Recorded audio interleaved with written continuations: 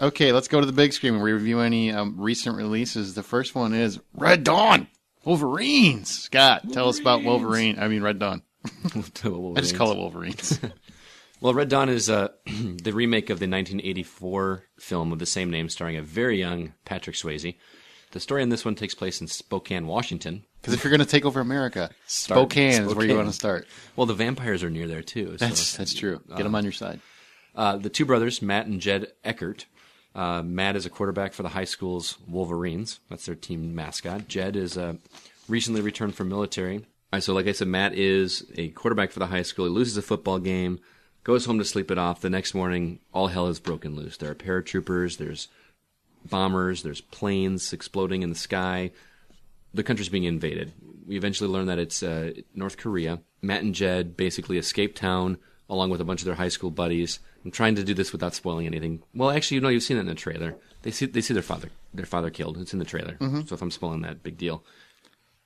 If I'm spoiling that giant nugget, then too bad. It was in the trailer. It is in the trailer. It's in the commercial. So they see their father murdered. So they're obviously up for revenge, and they want to do something about this. They decide to uprise against the enemy and join with their high school buddies. Jed, with his military experience, trains all of these students to fight a war basically against the North Koreans. They rise up and call themselves the Wolverines, based on their high school mascot. That's the basic premise of this story. Now, I want to start talking a little bit about the acting, because I think this is one of the most interesting things about this movie. Chris Hemsworth plays the lead, Jed Eckert. His brother is played by a guy named Josh Peck.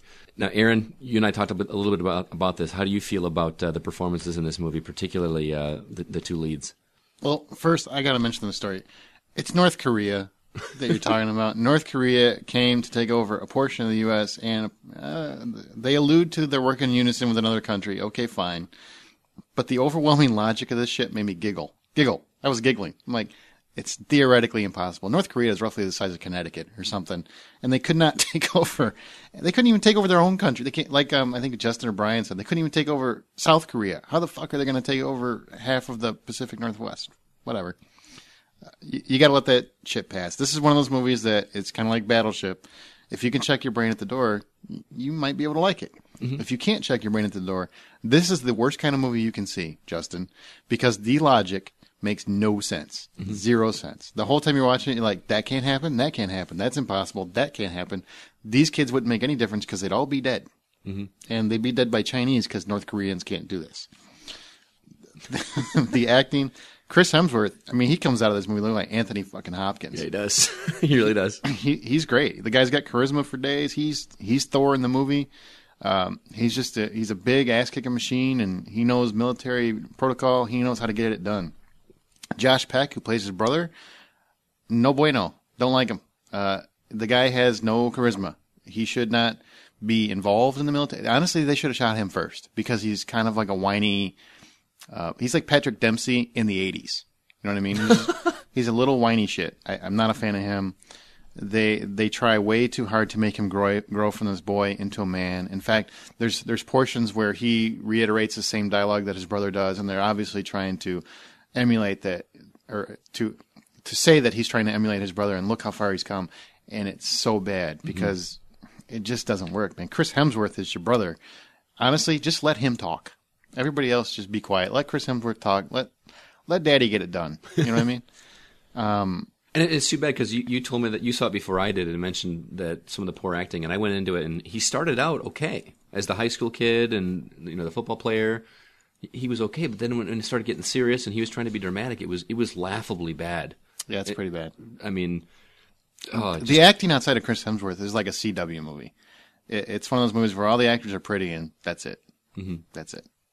I agree. What do you think about the direction? I enjoyed the direction, like you said earlier. It is what it is. It's just a fun sit back and eat your popcorn and action flick. It's not Oscar anything. It's a bunch of stuff blowing up. It's a very hoorah kind of movie, but not in a military kind of way. In a kind of bring it home kind of way. It's just fun. The effects at the beginning, they looked okay. They looked terrible. With the I actually thought they were fine. I thought the effects were pretty good. I just wanted more stuff like that. I didn't get that sense of dread that I did when I saw the original. Mm-hmm. Like, oh shit, there's guys. Honestly, when the original came out, there was a lot more of a threat. I mean, right. You actually thought the Russians might attack at some point. Right, exactly. and I kind of miss that We'll feeling. expect it. What's that? that? I still expect it. It could happen. I know who won't attack. The fucking North Koreans. That's who. I just wanted to see more of that. There was a lot of action and that kind of thing, but I wanted to see them. I didn't get that sense of a big country taking over us, even though they're not a big country. But I didn't get that overwhelming sense of there's something bad and the worst part about it, and it's hard, I can't say it without really, I hate spoiling because the plot isn't very thin or very thick. But there comes a point where they explain exactly what the North Koreans' plan is and how the country is being conquered and whatnot. And I get what they were going for. They're going for a chess game illusion, and I just don't buy it. It just does not make sense. It's idiotic, so I totally had to check the plot at the door. The action, though, is actually, I thought, pretty decent. I thought it was competent. Some of the special effects were pretty good. It's very much like an 80s action film. I mean, it's filmed very direct. It's very simple. There's no real flashy effects. It's just, but it was very competent. I thought he did a good job. Dan Bradley did a good job of keeping the movie moving forward. I did like how they made the actors who are playing high schoolers move around like military. Although you got to have that suspension of disbelief, because is this one guy going to train these guys to look that military focused in less than a month or something? I think roughly about 6 hours. Yeah. He made them Marine recruits in 6 hours. Yeah, here's what you got to do, and then suddenly they're hitting bullseyes. Like I said, it's a movie you have to check your brain at the door. It's meant to be dumb and fun. So what do you think overall? What's your take on it? Overall, I think we made so much fun of this movie, and we've said a lot of bad things about it, but the plot borders on mentally delayed. It really does. The acting outside of Hemsworth is ridiculous, but what it does do is deliver 2 hours of escapism. It's actually a fun little flick, even though all that stuff is bad.